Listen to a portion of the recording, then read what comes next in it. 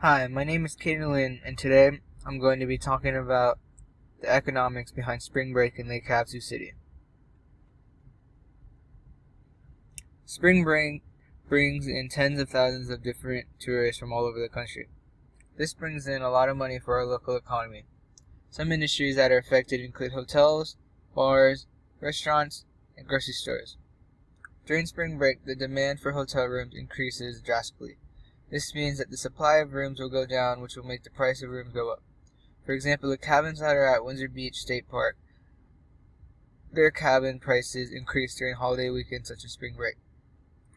During spring break, restaurants and bars see an increase in foot traffic throughout their facilities. This helps businesses overcome the slow seasons. For example, Kokomo's do not get a lot of business during the winter, so when spring break comes up, they depend on the tourists to help them recover from missed profit. The third industry that is affected are grocery stores. Grocery stores see an increase in profit during holidays like spring break due to the tourists buying a lot of alcohol and groceries. This will allow them to increase the supply that they can sell to customers. I stayed in town this spring break, and this is probably one of the slowest spring breaks I've ever experienced here in Lake Havasu. This has to do with the coronavirus, which is spreading very rapidly throughout the country.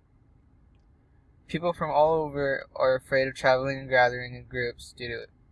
This will negatively impact the local economy because businesses will not get the extra revenue that they usually get during spring break. Thank you for listening to my presentation.